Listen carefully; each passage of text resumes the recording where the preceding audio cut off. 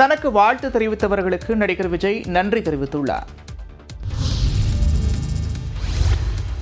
அரசியல் கட்சியை தொடங்கிய தனக்கு வாழ்த்து கூறிய அனைவருக்கும் நடிகரும் தமிழக வெற்றிக் கழக தலைவருமான விஜய் நன்றி தெரிவித்துள்ளார். தமிழக வெற்றிக் கழகம் என்ற பெயரில் அரசியல் கட்சியை தொடங்கியுள்ளதாக நடிகர் விஜய் கடந்த வெள்ளிக்கிழமை அறிவிப்பு வெளியிட்டார். வரும் மக்களவைத் தேர்தலில் போட்டியிடவில்லை என்றும் யாருக்கும் ஆதரவும் அளிக்கப் போவதில்லை என்றும் கூறியிருந்த விஜய் 2026 சட்டமன்ற தேர்தல்தான் இலக்கு என அறிவித்திருந்தார். விஜயின் அரசியல் வருகைக்கு அரசியல் கட்சி தலைவர்கள், சினிமா துறையைச் சேர்ந்த பிரபலங்கள் என பல்வேறு தரப்பினர் வரவேற்பும் வாழ்த்தும் தெரிவித்தனர்.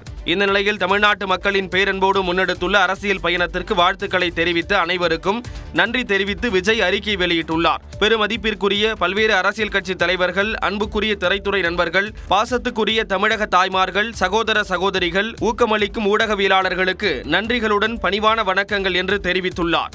என் நெஞ்சில் குடியிருக்கும் தோழர்கள் அனைவருக்கும் நெஞ்சார்ந்த நன்றிகளுடன் பணிவான வணக்கங்கள் என்றும் தனது அரசியல் வருகைக்கு வாழ்த்து தெரிவித்தவர்களுக்கு நன்றி கூறியுள்ளார். ஆந்திர மாநிலத்தில் நடைபெற்று வரும் வேட்டையின் படப்பிடிப்பில் நடிகர் ரஜினிகாந்தை காண ஏராளமான ரசிகர்கள் கூடினர்.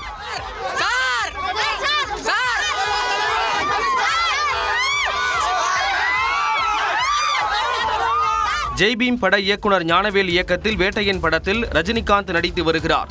நீண்ட இடைவெளிக்கு பிறகு பாலிவுட் சூப்பர் ஸ்டார் அமிதாப் பச்சன், ரஜினிகாந்த் இணைந்து நடிக்கின்றனர். ஃபகத் ஃபாசில், ராணா, மஞ்சு வாரியர், ரித்திகா சிங், துஷாரா விஜயன் உட்பட பலரும் படத்தில் நடிக்கிறார்கள். போலீஸ் அதிகாரியாக ரஜினி நடிக்கும் இப்படம் ஆக்ஷன் த்ரில்லர் பாணியில் உருவாகி வருகிறது.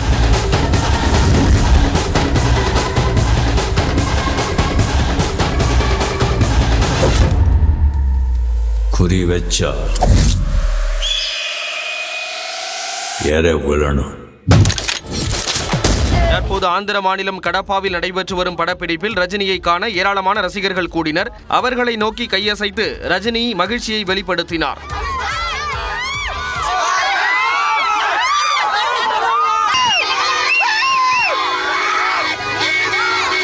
கடப்பா படப்பிடிப்பை தொடர்ந்து படத்தின் போஸ்ட் புரொடக்ஷன் பணிகள் தொடங்கியுள்ளன. கோடை விடுமுறைக்கு படத்தை வெளியிட திட்டமிட்டுள்ளனர்.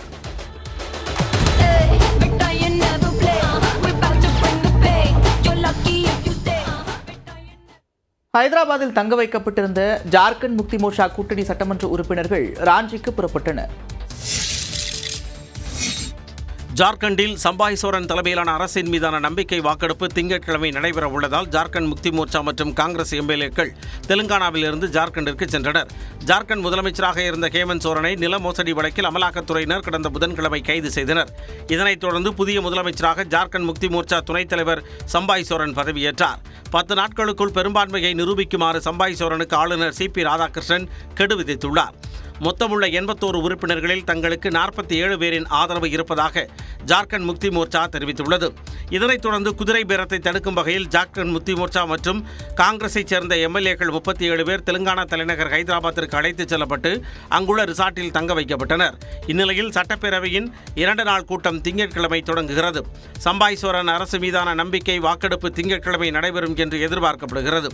இதையொட்டி ஜார்க்கண்ட் முக்தி மோர்ச்சா மற்றும் காங்கிரஸ் எம்எல்ஏக்கள் விமானம் மூலம் ராஞ்சிக்கு சென்றனர். இதனிடையே எம்எல்ஏக்கள் ஒற்றுமையுடன் இருப்பதாக இருந்தால் ஹைதராபாத்திற்கு அழைத்துச் சென்றது ஏன் என்று ஜார்க்கண்ட் முக்தி மோர்ச்சா எம்எல்ஏ லோபின் ஹெம்ப்ரோம் விமர்சித்துள்ளார்.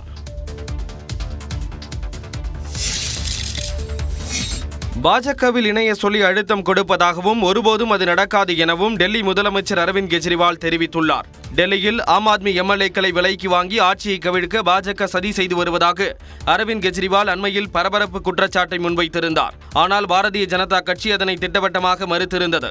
இந்த நிலையில் டெல்லியில் பள்ளி கட்டட அடிக்கல் நாட்டு விழாவில் பேசிய கெஜ்ரிவால் பாஜக மீது மற்றொரு குற்றச்சாட்டை முன்வைத்தார். பாஜகவில் சேர சொல்லி விசாரணை அமைப்புகள் மூலம் தனக்கு அழுத்தம் தருகிறார்கள் என்றும் தான் வளைந்து கொடுக்க போவது இல்லை என்றும் கூறியுள்ளார். பாரதிய ஜனதாவில் இணைந்தால் மதுபான கொள்கை முறைகேடு வழக்கில் தங்களை விடுவிப்பதாக கூறினர் என்றும் அவர் தெரிவித்தார். நாங்கள் எந்த தவறும் செய்யவில்லை என்றும் நாங்கள் தலைவணங்க மாட்டோம் என்றும் திட்டவட்டமாக தெரிவித்து விட்டதாக அரவிந்த் கெஜ்ரிவால் கூறினார். அவர்களின் நிர்பந்தத்திற்கு அடிபணிய மாட்டோம் என்றும் ஒருபோதும் பாஜகவில் இணையப் போவதில்லை என்றும் அவர் திட்டவட்டமாக தெரிவித்துள்ளார்.